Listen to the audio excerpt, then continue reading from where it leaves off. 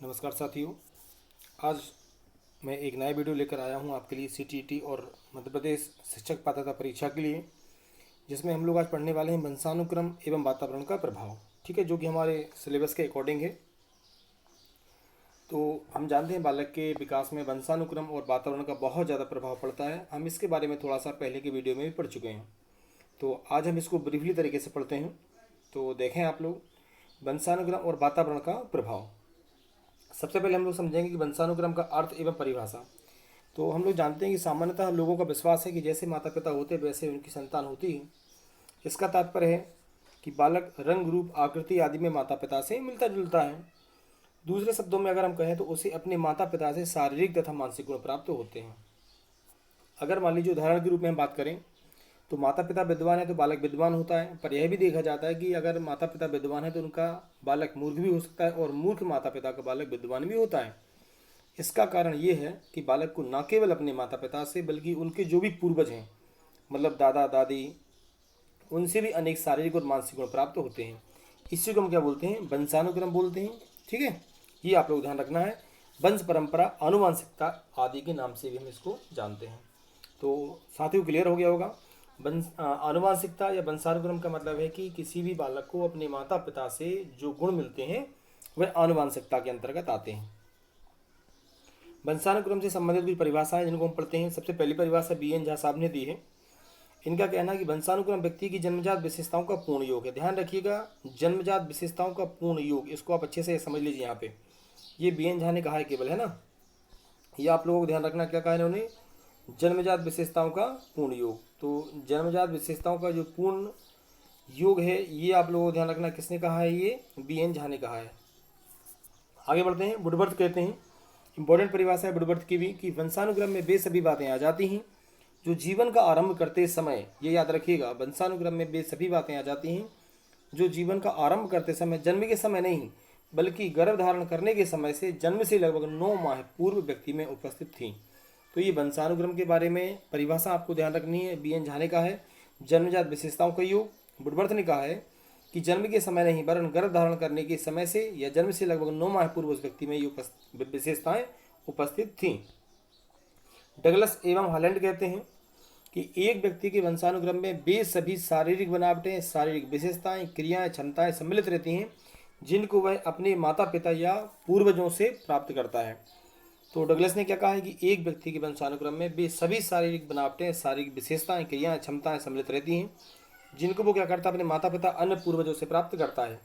James Drever कहते हैं कि माता पिता की शारीरिक एवं मानसिक विशेषताओं का संतानों में हस्तांतरण होना वंशानुक्रम है। इसको भी आप याद रखेंगे। जेम्स ड्रेवर की परिभाषा भी महत्वपूर्ण मानी जाती है कि माता पिता की शारीरिक एवं मानसिक विशेषताओं का संतानों में हस्तांतरण जो है वो वंशानुक्रम होता है। वंशानुक्रम की प्रक्रिया को देखते हैं। हम लोग जानते हैं कि जो मानव का शरीर है तो वो कोशिकाओं से मिलकर बनता है। ठीक है, हम जानते हैं कोशिकाओं से ऊतक बनते हैं, ऊतक से अंग बनता है, अंग से अंगतंत्र बनता है और अंगतंत्र से शरीर बन जाता है हमारा।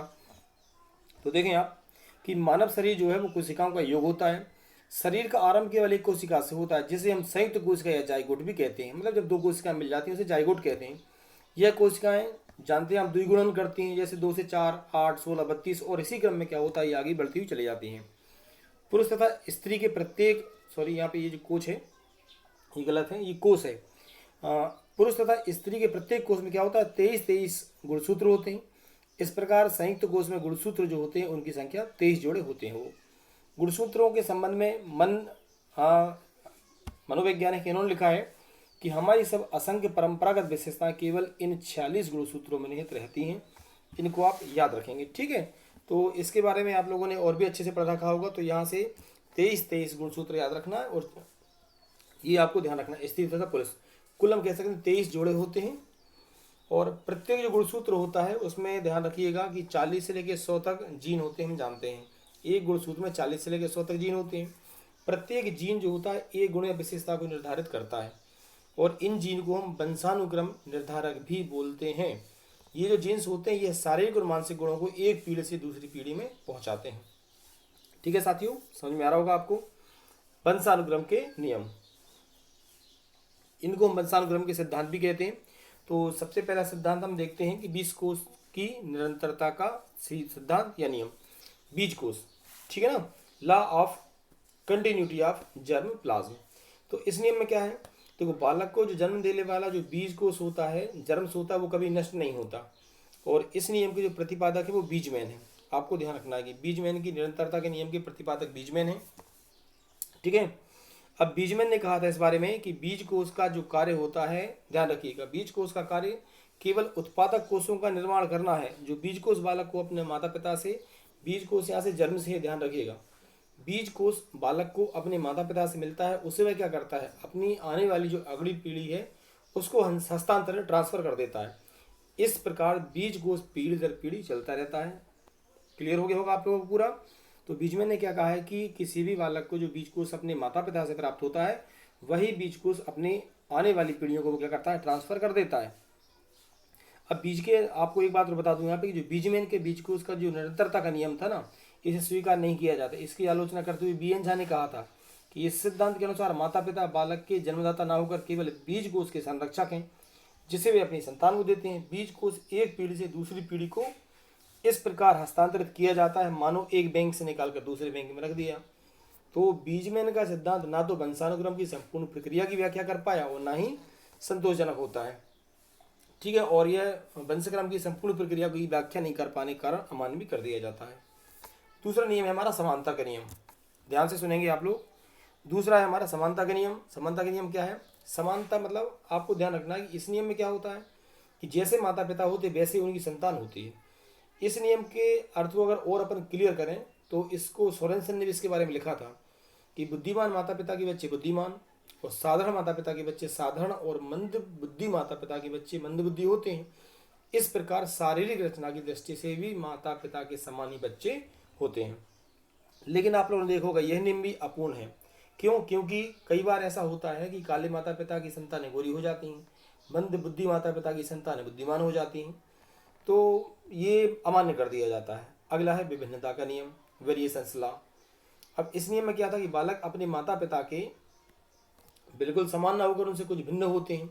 इस प्रकार एक ही माता पिता के बालक एक दूसरे के समान होते हुए भी बुद्धि में, रंग में, स्वभाव में कैसे होते हैं, एक दूसरे से भिन्न होते हैं। जैसे मान लीजिए 4 भाई हैं तो चारों भाई भी अलग अलग होते हैं। कभी कभी उनमें पर्याप्त शारीरिक तथा मानसिक विभिन्नताएं पाई जाती हैं। यहाँ पे फिर ध्यान रखिए, विभिन्नता के नियम में सोरेनसन ने कहा था कि इस विभिन्नता का कारण माता पिता के उत्पादक कोषों की विशेषताएं हैं। ध्यान रखिएगा, ठीक है। और विभिन्नता का नियम प्रतिपादित करने वालों में डार्विन आपने पढ़ा होगा, लेमार्क पढ़ा होगा।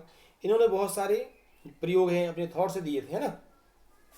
अगला नियम हम लोग पढ़ते हैं नंबर 4, प्रत्यागमन का नियम। ठीक है, अब इस नियम में क्या है कि बालक में अपने माता पिता के विपरीत गुण पाए जाते हैं।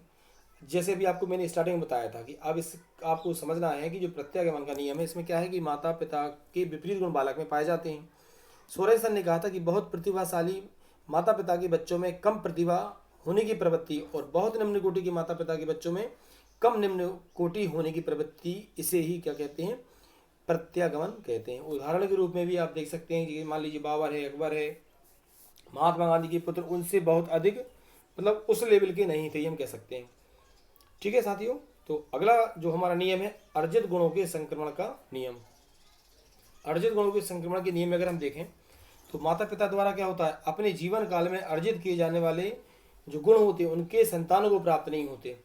इस नियम को अस्वीकार करते हुए लेमार्क ने कहा था कि व्यक्तियों द्वारा अपने जीवन में जो कुछ भी अर्जित किया जाता है वह उनके द्वारा उत्पन्न किए जाने वाले व्यक्तियों को संक्रमित किया जाता है। इसका उन्होंने उदाहरण भी दिया था कि मान लीजिए जिराफ है, हम देखते हैं जिराफ की गर्दन कैसी होती है, बहुत ज़्यादा लंबी होती है ना। तो गर्दन जो पहले बहुत कुछ घोड़े के समान थी, लेकिन कुछ विशेष परिस्थितियों के कारण वह कैसी हो गई, लंबी हो गई, और समय रहते रहते धीरे धीरे उसकी लंबाई गर्दन का गुण अगली पीढ़ी में संक्रमित होने लगा। क्लियर हुआ। और आज के युग में विकासवाद या अर्जित गुणों के संक्रमण का सिद्धांत स्वीकार नहीं किया जाता। वुडवर्थ ने कहा था कि वंशानुक्रम की प्रक्रिया के अपने आधुनिक ज्ञान से संपन्न होने पर यह बात असंभव जान पड़ती है कि अर्जित गुणों को संक्रमित किया जा सके। यदि आप कोई भाषा बोलना जानते हैं तो क्या आपके जीन्स द्वारा इस ज्ञान को अपने बच्चों को संक्रमित कर सकते हैं? तो ये संभव नहीं है। आप लोगों को इस बात का भी ध्यान रखना है। अगला गुण हमारा आता है मेंडल के नियम। ठीक है, मेंडल को भी आपने पढ़ा होगा, मटर पे इन्होंने अपने प्रयोग किए थे। तो क्या है कि इसमें थोड़ा सा बता दूं आपको कि जो वर्णसंकर प्राणी या वस्तुएं अपने मौलिक या सामान्य रूप की ओर अग्रसर होती हैं और इस नियम को चेकोस्लोवाकिया के, ठीक है, आपको ध्यान रखना कंट्री के नाम है चेकोस्लोवाकिया थे ये मेंडल, और ये पादरी के रूप में पदस्थ थे। इन्होंने अपना जो बगीचा था वहाँ पे छोटी और बड़ी जो है मटर बराबर संख्या में मिलाकर बोई थी। उगने वाले जो मटर थे उनमें वर्ण संकर जाति की मटर थी। मेंडल ने क्या किया, इन वर्ण संकर मटरों को फिर से बोया, और इस प्रकार उसने अगली वाली जो मटर था उन्हें कई बार बोता रहा, और लास्ट में उसे ऐसे मटर के दाने मिले जो वर्ण संकर होने के बजाय कैसे थे, शुद्ध थे। ये आप लोग ध्यान रखना है। इन्होंने चूहों पर ही प्रयोग किया था। इन्होंने क्या किया था कि सफ़ेद और काले चूहों को साथ साथ रखा। इनसे जो चूहे उत्पन्न हुए वे काले थे। फिर उसने आपस में क्या किया, इन वर्ण संकर काले चूहों को एक साथ रखा। इनसे उत्पन्न होने वाले चूहे काले और सफ़ेद दोनों रंग के थे। मतलब इन्होंने, अब हम पढ़ेंगे बालक पर वंशानुक्रम का प्रभाव। ठीक है, तो वंशानुक्रम के बालक पर क्या क्या प्रभाव पड़ते हैं। पहला प्रभाव है मूल शक्तियों का प्रभाव। मूल शक्तियाँ हम लोगों ने पढ़ी थी पहले के वीडियो में, आपको मालूम है 8 मूल शक्तियों के बारे में मैंने आपको बताया था। तो थॉर्नडाइक ने कहा था कि बालक के जो मूल शक्तियों का प्रभाव या उन पर जो प्रभाव पड़ता है उसका मेन रीजन जो होता है, मूल कारण होता है, वो वंशानुक्रम होता है। किसके अकॉर्डिंग, थॉर्नडाइक के अनुसार। सेकंड है शारीरिक लक्षणों पर प्रभाव। तो कार्ल पियर्सन ने कहा था कि यदि माता पिता की लंबाई कम या अधिक होती है तो उनके बच्चों की लंबाई कम या अधिक होती है। मतलब शारीरिक लक्षणों पर भी प्रभाव पड़ता है। प्रजाति की श्रेष्ठता पर प्रभाव की अगर हम बात करें तो क्लीन वर्ग नाम के मनोवैज्ञानिक, उन्होंने कहा था कि बुद्धि की जो श्रेष्ठता का कारण केवल प्रजाति होती है। मतलब अगर किसी व्यक्ति कोई श्रेष्ठ है तो कहीं ना कहीं उसकी प्रजाति का भी इस पर प्रभाव पड़ता है। व्यवसाय की योग्यता पर प्रभाव, तो ध्यान रखिएगा, कैटल थे मनोवैज्ञानिक, उनका मत था कि व्यवसाय की योग्यता का मुख्य कारण वंशानुक्रम होता है। और वह इस निष्कर्ष पर क्या किया था कि अमेरिका के 885 वैज्ञानिकों के परिवारों का अध्ययन करने के फलस्वरूप वो इस रिजल्ट पर पहुंचे थे। अगला है हमारा सामाजिक स्थिति पर प्रभाव। तो ध्यान रखिएगा कि गुणवान और जो प्रतिष्ठित माता पिता की संतान प्रतिष्ठा प्राप्त करती है, वह इस निष्कर्ष पर रिचर्ड एडवर्ड के परिवार का अध्ययन करने के बाद पहुंचा था। रिचर्ड स्वयं क्या था, गुणवान और प्रतिष्ठित मनुष्य था, तथा उसने एलिजाबेथ नामक जिस स्त्री से विवाह किया वह उसके समान थी। इन दोनों के वंशजों को विधानसभा के सदस्यों, महाविद्यालयों के अध्यक्षों आदि के प्रतिष्ठित पद प्राप्त हुए। उनका एक वंशज अमेरिका का उपराष्ट्रपति भी बना। मतलब इससे सामाजिक स्थिति पर प्रभाव पड़ता है। अगला है चरित्र पर प्रभाव। तो डगडेल नाम के मनोवैज्ञानिक ने कहा था कि चरित्रहीन माता पिता की संतान चरित्रहीन होती है। उसने यह बात सन 1870 में जीव के जो वंशज थे उनका अध्ययन करके सिद्ध की थी। 1720 में न्यूयॉर्क में जन्म लेने वाला ज्यूकस, ध्यान रखिएगा, 1720 में न्यूयॉर्क में जन्म लेने वाला ज्यूकस एक चरित्रहीन मनुष्य था और उसकी पत्नी भी उसके समान चरित्रहीन थी। इन दोनों के वंशजों के संबंध में कहा गया है कि 5 पीढ़ियों में लगभग 1000 व्यक्तियों में से 300 बाल्यावस्था में मर गए थे। 310 ने 2300 वर्ष दरिद्र ग्रहों में व्यतीत किए थे। 440 रोगों के कारण मर गए थे, जिनमें से 130 दंड प्राप्त अपराधी थे और केवल 20 ने कोई व्यवसाय करना सीख लिया था। तो रिजल्ट के रूप में हम कह सकते हैं कि चरित्र का प्रभाव निश्चित रूप से पड़ता है। अगला पॉइंट हमारा महानता पर प्रभाव। इस समय में गाल्टन ने कहा था कि व्यक्ति की महानता का कारण उसका वंशानुक्रम होता है। यह वंशानुक्रम का ही परिणाम है कि व्यक्तियों के शारीरिक तथा मानसिक लक्षणों में विभिन्नता दिखाई देती है। व्यक्ति का जो कद है, उसका वर्ण है, वजन है, स्वास्थ्य है, गुण है, मानसिक शक्ति है, ये सब किससे डिसाइड होता है, तो ये वंशानुक्रम से डिसाइड होता है। ठीक है, और लास्ट हमारा पॉइंट है आज का, बुद्धि पर प्रभाव।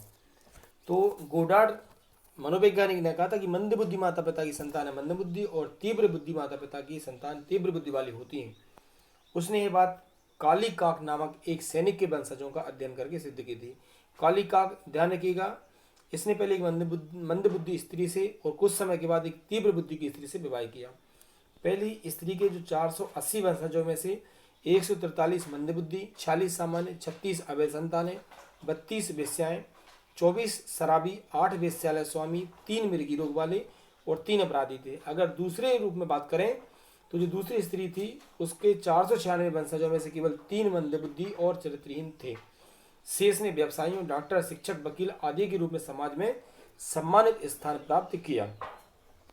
तो साथियों, हमने पढ़ा कि वंशानुक्रम का जो प्रभाव होता है बहुत ज़्यादा इंपॉर्टेंट है और यह बालक पर जरूर पड़ता है। इसी संबंध में कोल सेनेक वैज्ञानिक ने कहा था कि जिस सीमा तक व्यक्ति की शारीरिक रचना को उसके जीन्स निश्चित करते हैं, उस सीमा तक उसके मस्तिष्क एवं स्नायु की रचना, उसके अन्य शारीरिक लक्षण, उसके खेल कूद संबंधी कुशलता और उसकी गणित संबंधी योग्यता, ये समस्त बातें उसके वंशानुक्रम पर निर्भर करती हैं। ये आप लोगों को ध्यान रखना है। तो वंशानुक्रम का प्रभाव हम लोगों ने पढ़ा। अगले वीडियो में हम लोग पढ़ने वाले हैं वातावरण का प्रभाव क्या क्या पड़ेगा। तो साथियों, अगर आपको वीडियो पसंद आया हो तो इसे लाइक कीजिए, शेयर कीजिए और मुझे कमेंट करके ज़रूर बताएं आपको वीडियो कैसा लगा। ठीक, थैंक यू, धन्यवाद।